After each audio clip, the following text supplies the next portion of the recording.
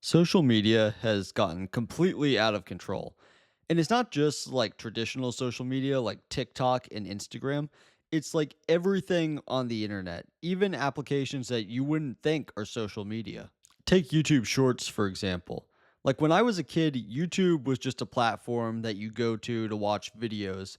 And now they've sort of taken advantage of this trend where, people are losing their attention spans and just want really short content where you can just watch it in 15 seconds rather than having to sit and watch a full video. And now even the mainstream media outlets are getting in on this. I saw some stories on like NBC or something the other day about clavicular and the looks maxing trend. I mean, these used to be like legitimate news sources where you'd go to get actual news about the world. And now they're just reporting on social media, trying to get as many clicks as possible. It's just become a business where they're trying to gain market share with the younger generation by reporting on social media. I mean, this isn't real news. And that's the thing with social media is that it now has just become another business. It used to be kind of a good thing when it first launched. I mean, I remember first using Instagram and it was basically a way just to keep up with your friends. You didn't have these like for you pages or these trend pages or whatever or scrolling or any of these memes or whatever. It was basically just you following your friends who you would see at school and they would post some funny pictures sometimes and you would get to keep up with them that way. It's sort of morphed into something completely different though, where it actually connects the entire world. And I think I'm being a little generous by saying connects. It's basically a platform where you're forced to compare yourself to the top 1% of people in the entire world. And then we wonder why we have record rates of mental health issues, of loneliness, of, people feeling down about themselves. Of course, you're going to feel down about yourself when you're comparing yourself to the highlight reel of the top people in the world.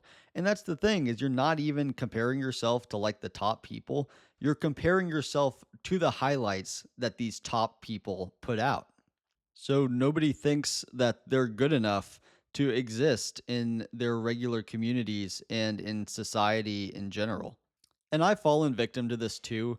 It'd be a little hypocritical for me to just sit here and complain about people using social media and act like I don't doom scroll on Instagram and TikTok too. I do. I do it way too much. And I actually just deleted all my social media for like the 100th time because I'm trying to get off of it. And I recognize that when I'm on it, I feel worse about myself. And not only do I feel worse about myself, I feel worse about the world and society as a whole in general. It's gotten to the point where when I go out into the world and meet someone who's like actually normal, it sort of is weird to me. It's sort of shocking to meet a person who is respectful and polite and just acts like a normal person with realistic expectations.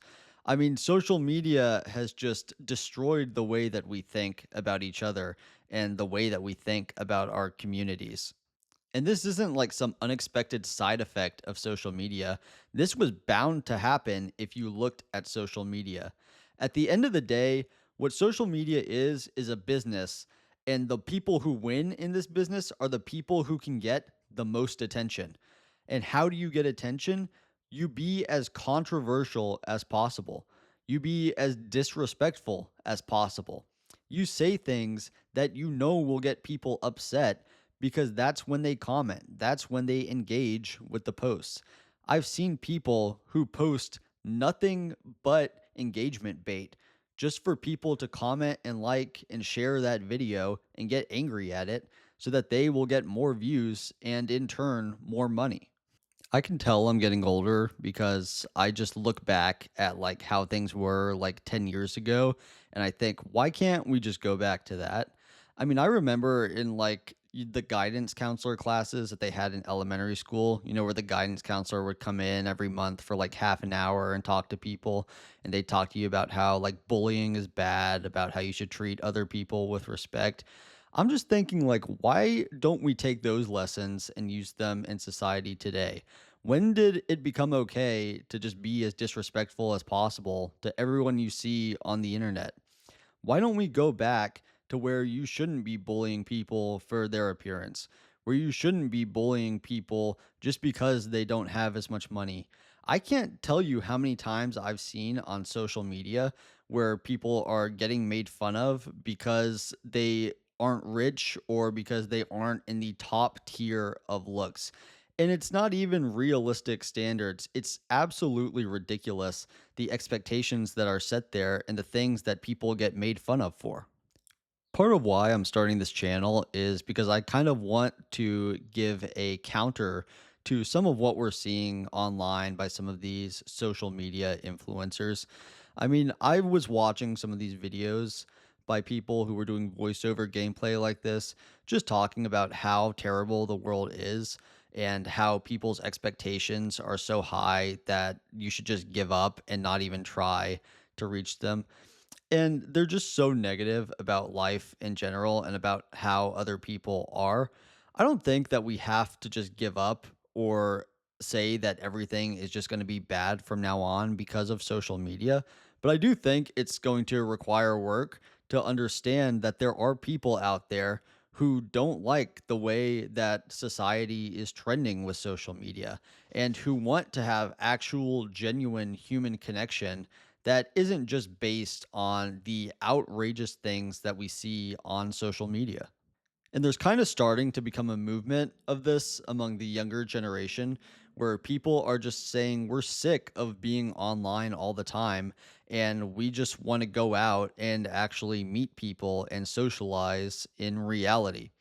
And I think that's a good thing, and that's a way to combat this. I think part of the problem that we're having with social media is that everything is so globalized, and you just have to see all these top 1% of people in the world and try to meet the expectations that they set. If you think about humans, this is like the first time that we've ever had to live in a global world of this magnitude.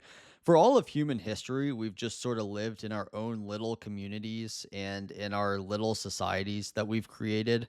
There wasn't this extreme globalization and global competition among everybody where you have to be the best in the world in order to feel like you're succeeding. And so I think that we need to do a much better job of just going out into our own communities and helping the people there and interacting with the people there. Because let's face it, anyone would get depressed looking at some of these multimillionaire 19-year-olds who live in Miami and party all the time and never have to work and never have to do anything that they don't want to do. But the reality is that almost nobody will be like that. That's a very small subset of the human population. But if you look at social media, it makes it seem as if that is the norm. And you can see it in some of the expectations that people have in society.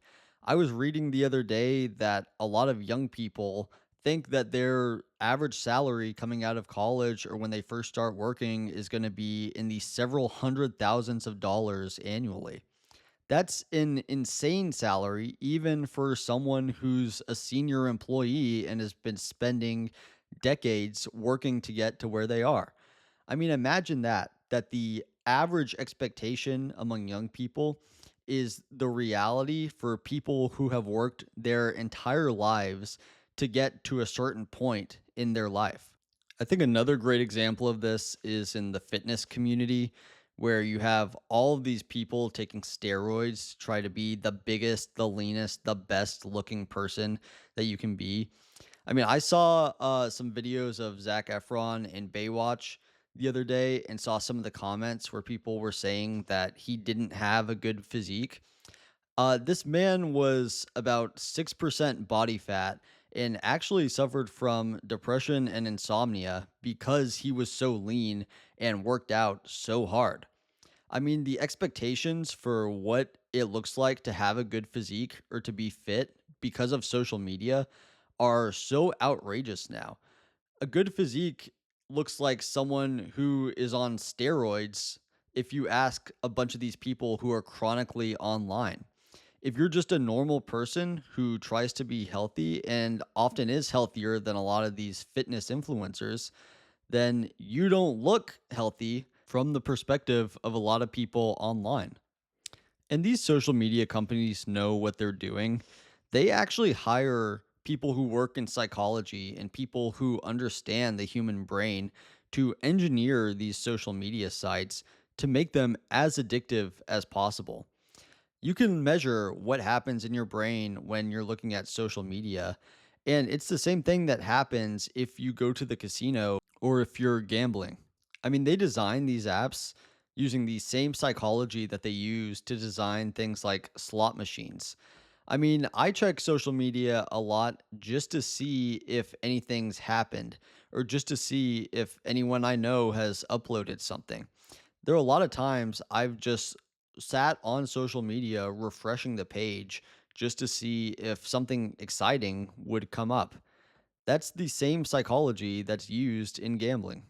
And in that sense, it really isn't about being social anymore. It's not social media, even though we call it that. It's really just a way to target advertisements to people and to keep them scrolling as long as possible so that a bunch of these companies can make more money and influence the way that these people think. I am interested to see how social media is going to evolve, though, because it really has changed so much just in the past couple of years, and especially in the last decade since I've been using it. But I think that we as a society will have to be more intentional about getting out there and getting offline and not being chronically online.